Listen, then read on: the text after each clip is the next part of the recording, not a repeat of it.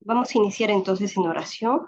Padre amado, bendito Señor, te damos las gracias, Papito lindo, porque podemos estar juntos este día, podemos aprender de ti, escudriñar tu palabra, Señor, ver qué tienes preparado para nosotros. Abre nuestro corazón, Señor, nuestra mente, haz que podamos entender qué es lo que quieres que hagamos y sabemos que hay cosas que no nos gustan a veces hacer en nuestra carnalidad, pero que si tú no las ordenas, las tenemos que intentar hacer. Te pedimos ser sal y luz en este mundo, Padre mío, en el nombre de tu Hijo amado, nuestro Señor Jesús. Amén. Listo. Entonces, vamos a ir a Mateo capítulo 22, la parábola de las fiestas de bodas.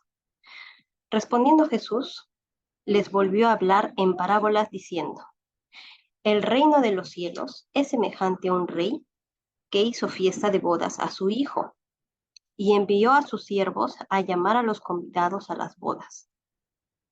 ¿No? Entonces, acá vamos a ver que esta parábola, ya como vimos anteriormente, está hablando siempre como del padre de familia, del dueño de la viña, en este caso, el rey que hace fiestas, todas estas personas, personajes de estas parábolas representan a Dios, ¿no? Entonces, y Dios siempre como que tiene un hijo, como que tiene un heredero, como que tiene, ¿no? Y en este caso, es el hijo el que va a casarse, ¿no? Y envió a sus siervos a llamar a los convidados a las bodas. Cuando utiliza esta palabra bodas en plural, porque normalmente nosotros decimos, bueno, en los textos hebreos se dice boda y es algo muy grande, ¿no? Pero cuando dice bodas, para ellos es algo como que extremadamente grande, ¿no? Algo muy apoteósico, ¿no? Entonces, es una gran fiesta, se refiere a eso, ¿no? Que va a haber muchos invitados, ¿no? Entonces dice, llamar a los convidados a las bodas, mas estos no quisieron venir, ¿ya? Volvió a enviar otros siervos, diciendo, decid a los convidados, ¿no? He aquí, he preparado mi comida, mis toros y animales engordados han sido muertos, ¿ya? Y eso sí hay que tener claro que eh, en las bodas judías, alguien que mataba un toro, un buey, ¿no? Para la comida tenía que tener mucho dinero, entonces era, como les decía antes, una gran fiesta. Y no solamente era un toro, ¿no? Porque no lo habla en singular, sino que es en plural, ¿no? Mis toros y animales engordados se refiere a corderos, ¿no? Y había más de un buey y corderos, o sea, se imaginas una tremenda fiesta que iba a haber ahí, ¿no? Han sido muertos y todo está dispuesto. Venid a las bodas, dice, ¿no? Mas ellos, sin hacer caso, se fueron, ¿no? Acá vamos a ver dos tipos de personas. Unos que se fueron, uno a su labranza y otro a sus negocios. Que en realidad, eh, bueno, los invitados se fueron a hacer sus cosas cotidianas, ¿no? O sea, no cosas malas, pero se fueron a hacer cosas que no son malas. Uno se fue a la labranza, o sea, a su trabajo, y el otro se fue a sus negocios, ¿no? No son necesariamente cosas malas, sino que cada uno se fue a hacer lo que tenía que hacer, ¿no? Pero vieron otros, ¿no? Dice, y otros, tomando a los siervos, o sea, a estas personas que iban a predicar el evangelio, los afrentaron y los mataron, ¿sí? Entonces, hay dos tipos de personas acá, ¿no? Gente que va y es como que ignora, o sea, lo ignora y sigue haciendo sus cosas de la vida cotidiana, que también nos pasa a nosotros, ¿no? Y otra gente, que es gente que enfrenta, ¿no? Que confronta esto. Entonces hay es como que hay algún tipo de violencia, ¿no? O sea, no solo hacen cosas cotidianas, sino que están en contra abiertamente, ¿no? De cómo de cómo se hace, de cómo es que se invita a venir a esta boda, ¿no? Y esta invitación es una analogía con la salvación, ¿ya? Am, Porque es con la salvación y es una analogía con esta boda de la que hablamos alguna vez, de que Jesús iba a tener las bodas con su iglesia, ¿no? Porque su iglesia es como su amada esposa, ¿no? Entonces, en esa analogía vamos viendo esto, ¿no?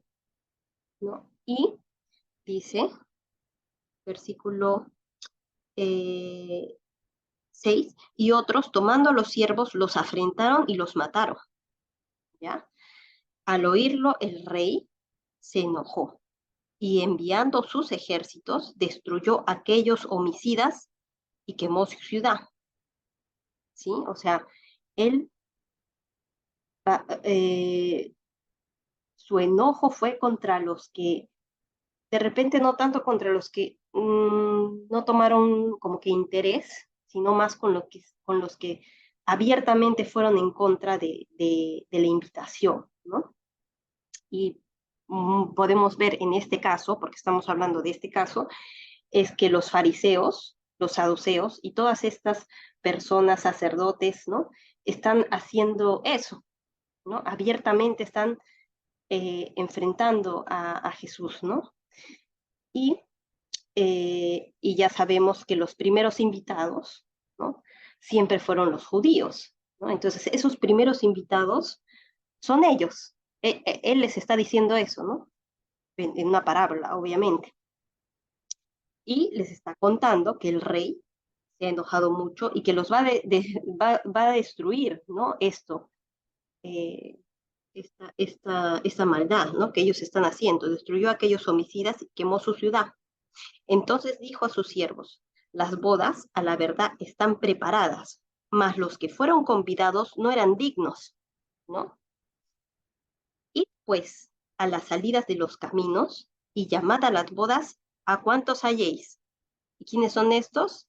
Nosotros, bueno, los gentiles, los que no somos, se van a dar cuenta, esa palabra gentiles en la Biblia siempre la van a mencionar como las personas que creen en Cristo, o sea, nosotros los cristianos, pero no somos judíos, ¿no? No hemos nacido en esa, en esa nación, ¿no? Y y por eso dice, id pues a las salidas de los caminos y llamar a las bodas a cuantos halléis. Y saliendo los siervos por los caminos, juntaron a todos los que hallaron, juntamente, malos y buenos, ¿no? O sea, el llamado es para todos. Dios nunca hace acepción de personas. Ahora todos están llamados y no es que no llame a personas que tengan su pecado, ¿ya? Como por ejemplo, no es que Dios no quiera que vayan o sea, que estén dentro de su iglesia los asesinos, las prostitutas, los homosexuales, ¿no? No, eso no es así.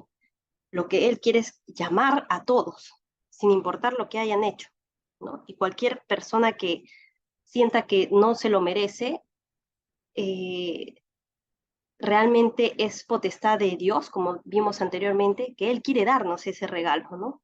No hay obras que nosotros podamos hacer para adquirir eso.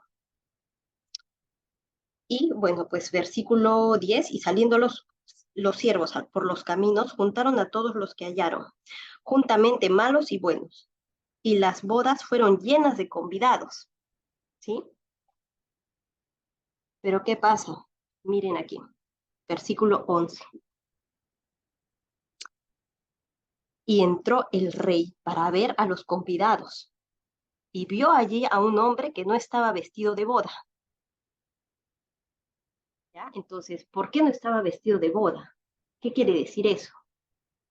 Antiguamente, cuando una persona era invitada a una boda con los judíos, ellos, si es que no tenía él un traje de boda, el novio tenía que proveerle un traje de boda, ¿no? Entonces, si él no está vestido, o sea, eso es una tradición judía, si él no está vestido con traje de boda, quiere decir que él no ha aceptado ese traje, porque era de ley que se lo iban a ofrecer.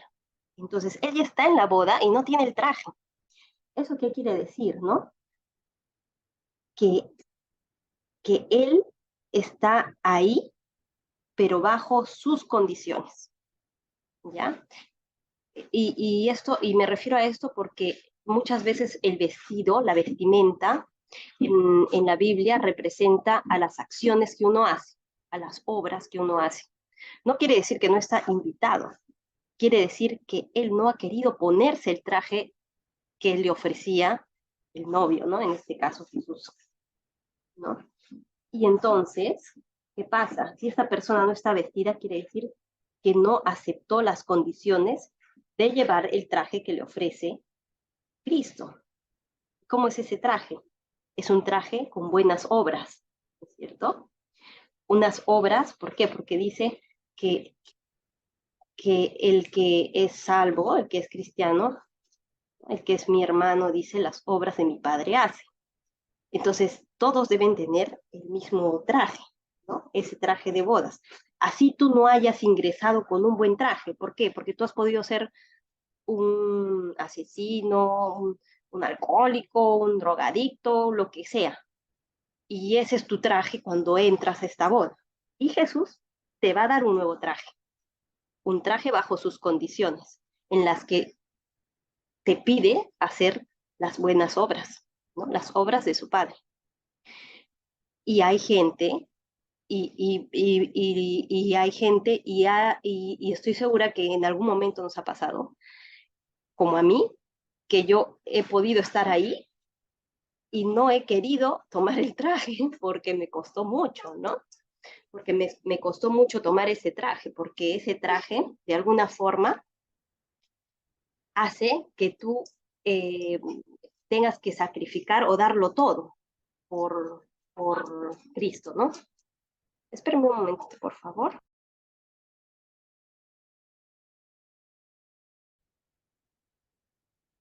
Entonces decíamos eso, ¿no? Que a veces este traje no nos los queremos poner porque es muy difícil para nosotros ponernos un traje así, ¿no? Hacer las obras de Dios y estar en esta, o sea, me refiero a intentar hacer a cosas que Dios quiere que nosotros hagamos, imitar a Jesús, es algo tan difícil para un ser humano, ¿no? Que Él solamente quiere que nosotros aceptemos ponernos el traje, ¿no? Y nada, es algo que a veces nos va a costar mucho, pero siempre vamos a tener que luchar contra esos deseos, ¿no? Carnales, contra esas cosas que a veces nosotros queremos hacer porque somos humanos, ¿no? Y a veces no está lo que nosotros queremos acorde con lo que Dios quiere, ¿no? Y entonces, bajo sus condiciones, vamos a necesitar aceptar ese traje. ¿Por qué? Versículo 11. Y entró el rey para ver a los convidados y vio allí a un hombre que no estaba vestido de boda. Y le dijo, amigo, ¿cómo entraste aquí sin estar vestido de boda? A veces yo siento que me va a decir algo así, ¿no? ¿No? O sea, me pongo yo en el lugar de esta persona que si tú has dicho todo el tiempo que sí estabas listo y has sido convidado y te he dado todo, ¿y cómo es que no estás vestida de boda, no? Mas él enmudeció, porque no tenía nada que decir, no tenía cómo justificarse, ¿no? Porque él no había aceptado el traje. Entonces el rey dijo a los que servían, atadle de pies y manos y echadle en las tinieblas de afuera. Allí será el lloro y el crujir de dientes, porque muchos son llamados y pocos escogidos, ¿no?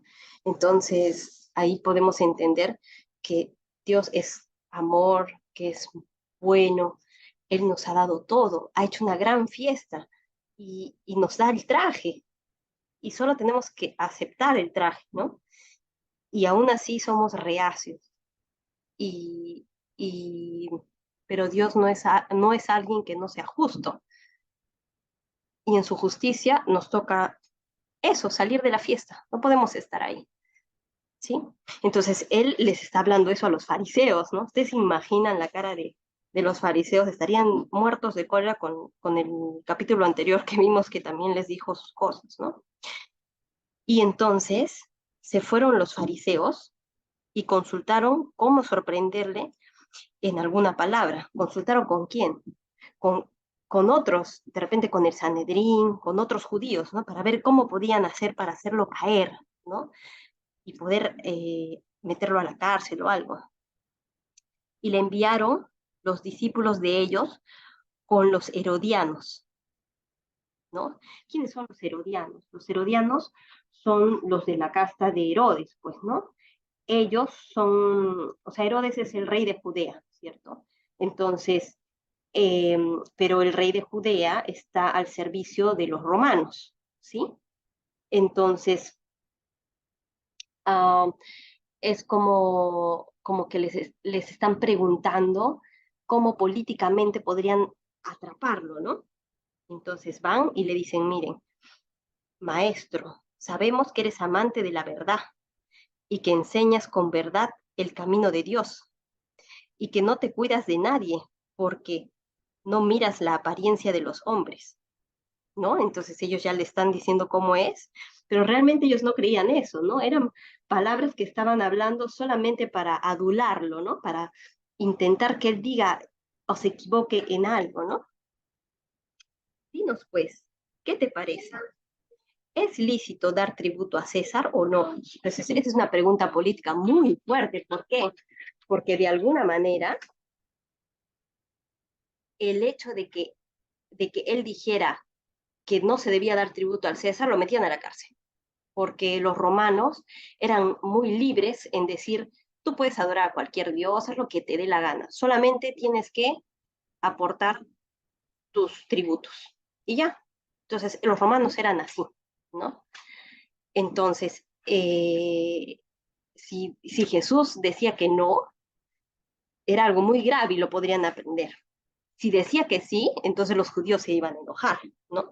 Pero Jesús, ¿no? Versículo 18, conociendo la malicia de ellos, les dijo, ¿por qué me tentáis, hipócritas? ¿No? Les dice hipócritas, porque miren todo lo que les han dicho arriba, ¿no? Ay, sí, tú que eres bueno y no sé qué, ¿no?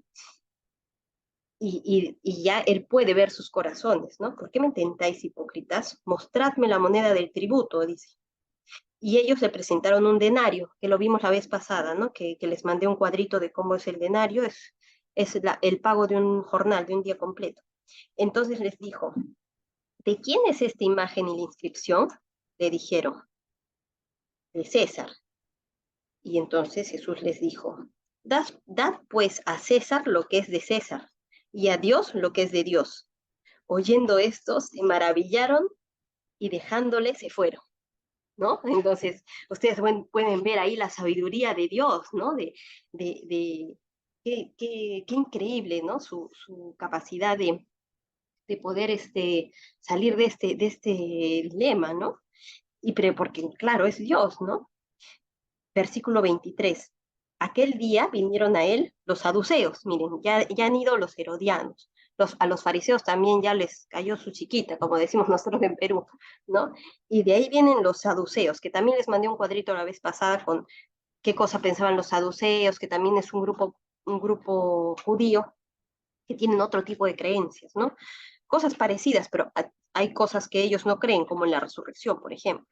Entonces dices, aquel día vinieron a él los saduceos, que dicen que no hay resurrección, ¿no?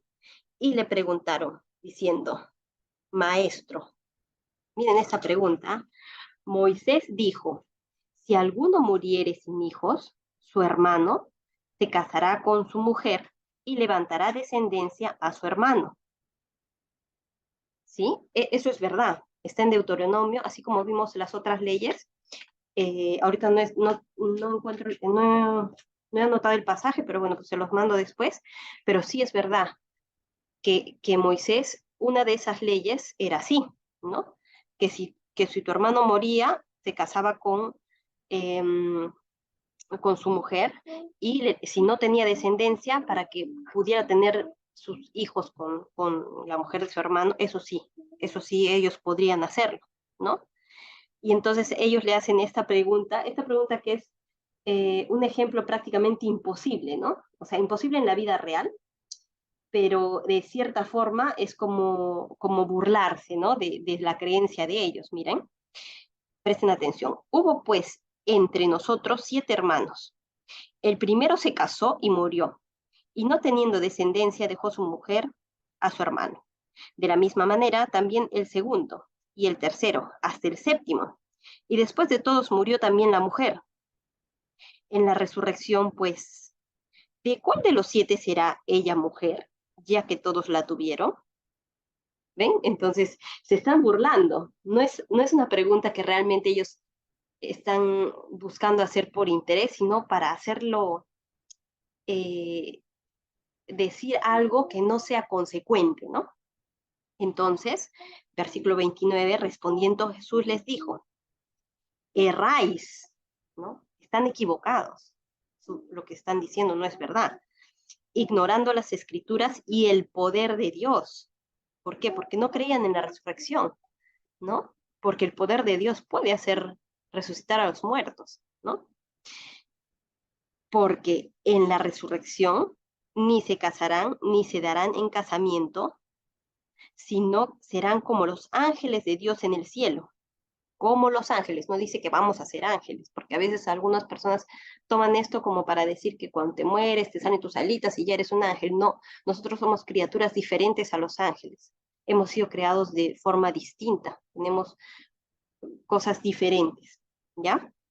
Y nunca vamos a llegar a ser ángeles, pero dice, serán como los ángeles de Dios en el cielo. ¿Y cómo son los ángeles? Los ángeles solamente están allí para adorar a Dios, ¿no? Ellos no se casan, ni se dan en casamiento, no tienen eh, ninguna otra inquietud, ninguna otra eh, forma de vida, ni nada, salvo adorar a Dios. No hay otra cosa que les interese, ¿no? Y eso es lo que espiritualmente ellos hacen siempre en el cielo, y nosotros vamos a ser como ellos, ¿no? Pero respecto, dice, versículo 31, pero respecto a la resurrección de los muertos, ¿no habéis leído lo que os fue dicho por Dios cuando dijo, yo soy el Dios? Y esto es importante, en el 32, yo soy. Esa palabra es algo que es en presente, ¿ya? En el hebreo está escrito en presente, porque si Abraham ya murió, tendrían, o sea, la construcción correcta sería, yo fui el Dios de Abraham, de Isaac, de Jacob, ¿no? No, dice, yo soy, en este momento, quiere decir que está vivo, ¿no? Yo soy el Dios de Abraham, el Dios de Isaac y el Dios de Jacob. Dios no es Dios de muertos, sino de vivos. Y oyendo esto la gente se admiraba de su doctrina, ¿no? Entonces, podemos ver que es verdad, ¿no? Dios es un Dios de vivos, no de muertos. Y cuando nosotros, obviamente, moramos en este cuerpo, vamos a seguir estando vivos, vivos espiritualmente hablando, ¿no? Con otro cuerpo, un cuerpo glorificado para adorar a Dios, pero es un cuerpo distinto. Ellos pensaban que iban a resucitar así como lo que creían los griegos, ¿no? Otras culturas en las que tú pasas la barca y entonces ya estás en otra vida, ¿no? En otra vida igualita como la que tú tienes aquí en la tierra, ¿no? Pero no, él les está diciendo que eso no es así, es algo que están equivocados, ¿no? Y entonces, el versículo 34, los fariseos, oyendo que habían hecho callar a los saduceos, porque claro, entre ellos hay peleas, pero esta vez están como que juntos, ¿no? Y por eso les decía que es muy importante ese cuadrito que yo les mandé, porque a veces cuando uno va leyendo dice, bueno, pues ¿cuál es la diferencia entre los fariseos, los saduceos? Ni siquiera yo sabía antes que los dos eran judíos, imagínense, ¿no? Entonces, en ignorancia, ¿no? Porque no lo sabes hasta que alguien te lo dice, pues, ¿no? Entonces, todos son judíos y están ahí con cosas distintas, ¿no? Entonces, los fariseos, oyendo que había hecho callar a los saduceos, se juntaron a una, y uno de ellos, intérprete de la ley, preguntó por tentarle, ¿no? Por tentarle, diciendo, maestro, ¿cuál es el gran mandamiento en la ley? ¿No? Porque, claro, tienes los 10 mandamientos, todos los mandamientos de Moisés, entonces es como decir, ¿cuál crees tú que es el más importante? ¿No?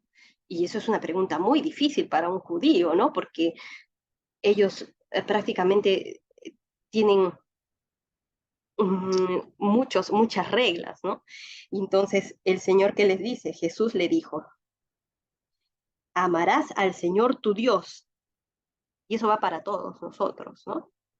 Con todo tu corazón y con toda tu alma y con toda tu mente, ¿no? Es tu corazón, tu alma y tu mente, es decir, con todo tu ser, con todo lo que tienes, ¿sí? Este es el primero y grande mandamiento.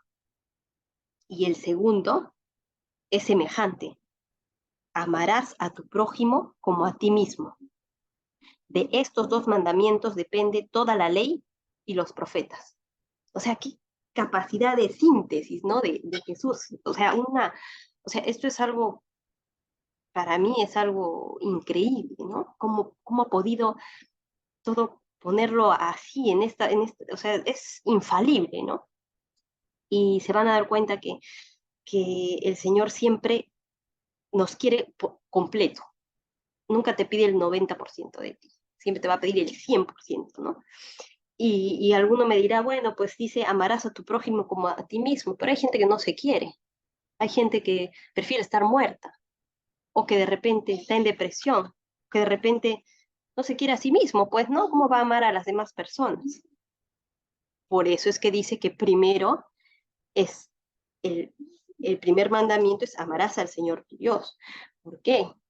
Porque si tú no puedes amar al Señor tu Dios, sino amarte a ti.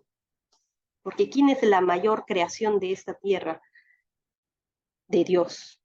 El hombre, uno mismo, nosotros. O sea, yo me pongo a pensar en eso y es un pensamiento tan increíble que yo pueda ser la, la mejor creación de mi Dios. O sea, es una cosa increíble. Y yo, como lo amo, sé que Él me ha creado de una forma en la que ha puesto todo su amor en eso, ¿no? Y yo cómo puedo odiar a algo que ha creado Dios, ¿no? Y que es su máxima creación. Es algo imposible, ¿no? Entonces, lo más probable es que nos falte primero amar a Dios, ¿no? Si uno ama a Dios, va a poder amarse a sí mismo y así a los demás, ¿no? Muy bien. De ahí viene el versículo 41. Y estando juntos los fariseos, Jesús les preguntó diciendo, ¿no? Hasta ahí él les ha contestado todas las preguntas, todo. Él es un sabio, ¿no? Pero ahora le toca a Jesús. ¿Y qué les pregunta? Y estando juntos los fariseos, Jesús les preguntó diciendo, ¿qué pensáis del Cristo? ¿De quién es hijo? Y ellos le dijeron, de David, ¿no? ¿Por qué? Porque ya ellos sabían que iba a venir el Cristo, que iba a venir el Mesías. Incluso, ¿no? A Mateo en el capítulo 16, esa fue la pregunta, ¿no? Cuando él le pregunta a sus discípulos y Pedro le responde en el capítulo 16, versículo 16, respondiendo Simón Pedro dijo, tú eres el Cristo, el Hijo del Dios viviente, ¿no? Entonces, él ahora les está preguntando, quiere ver su corazón, qué cosa es lo que piensa. Le dijeron de David. Ya, entonces él les dijo, pues como David en el espíritu le llama Señor diciendo, dijo, diciendo, versículo 44, esto que vamos a leer es un salmo, ¿ya? Es un salmo, el Salmo 110, lo pueden buscar después. ¿Qué dice? A ver, vamos a ver si yo lo tengo por acá. Salmo 110. ¿Sí? Dice, Salmo 110, Jehová dijo a mi Señor, siéntate a mi diestra hasta que ponga a tus enemigos por estrado de tus pies. Jehová dijo a mi Señor, ¿no? Entonces Jesús les dice, dijo el Señor a mi Señor, siéntate a mi derecha hasta que ponga a tus enemigos por estrado de tus pies. Pues si David le llama Señor, ¿cómo es que es su hijo? ¿No? Qué interesante la pregunta de Jesús. ¿Por qué el rey David le dice a Dios que a su Señor lo ponga a su diestra si es que es su hijo? ¿No? Tendría que decirle, pon a mi hijo a tu diestra. No, le dice, pon a mi Señor, ¿no? A mi Señor, lo trata de Señor. Entonces, la pregunta de Jesús es, pues si David le llama Señor, ¿cómo es su hijo? ¿No? Y nadie le podía responder palabra, ni osó alguno desde aquel día preguntarle más, ¿no? Porque ya se dieron cuenta, ¿no? De esa capacidad que tenía para poder responder, esa sabiduría plena, ¿no? Y bueno, solamente hemos llegado hasta ahí. Pienso que la próxima vez ya podemos ver el capítulo 23. Y bueno, siempre es bueno um, hacer la correlación, ¿no? Porque a veces si nosotros agarramos una de estas historias por separado, se van a dar cuenta que la interpretación es otra. ¿Ya? Yo he visto muchas interpretaciones de personas que agarran los textos por separado y no, pues no es lo que quiere decir. ¿Ya? En cambio, nosotros ya lo estamos viendo capítulos atrás, que él va diciendo lo mismo, se dan cuenta, ¿no? Porque Dios es un padre bueno, amoroso. Como les decía antes, ¿cuántas veces a los niños hay que decirles que no hagan algo? O hay que explicarles las cosas 5, 10, 15, y un padre bueno lo va a hacer 5, 10, 15, 20 veces, ¿no es cierto? Entonces, él lo está haciendo nuevamente y nuevamente y nuevamente, ¿no? Entonces, nosotros debemos responder ese llamado, ¿no? Podemos responder de muchas formas, podemos responder ignorándolo y haciendo nuestras cosas como siempre, de repente levantándonos contra eso, ¿no? Así como hicieron estos malvados, ¿no? Y yendo en contra, o aceptando ir a la boda. Está muy bien, aceptas ir a la boda como cristiano, te vas a poner el traje, ¿estás dispuesto a ponerte ese traje? Si estás dispuesto, bienvenido. Cuando estés con tu Señor en los cielos, Él te va a decir, entra a mi boda, come lo que tienes acá, deleítate. Pero si no has querido ponerte ese traje ahora, en tu vida humana, te va a decir, amigo, ¿cómo es que entraste acá sin un traje? ¿No? Entonces, tenemos que estar completamente seguros que queremos tomar ese traje que Jesús nos está ofreciendo y, y para adelante, ¿no? Para adelante en todas las cosas que hagamos de su mano y con Él. Muy bien, entonces vamos a cerrar en oración. Padre amado, gracias te damos en este día, Señor, por todas tus enseñanzas. Papito lindo, gracias porque podemos compartir con, con otras personas, que, que esto que tú nos enseñas, Señor, podamos nosotros aplicarlo en nuestra vida y también compartirlo con las personas que están a nuestro alrededor, que podamos seguir leyendo, que podamos seguir animando a las otras personas a que de repente puedan saber más de ti, aprender más. Te pido, Señor, que nos ayudes a aceptar tus condiciones. Te pido, Señor, que nos ayudes a aceptar el traje que tú nos regalas con ese amor que tienes, que a veces sabemos que no, nuestras intenciones o nuestra carnalidad no quiere, pero te pedimos, por favor, que nos ayudes a aceptar estas cosas que nosotros necesitamos, porque tú sabes qué es lo mejor para nosotros. Todo esto te lo pido en el nombre de tu Hijo amado, nuestro Señor Jesús. Amén.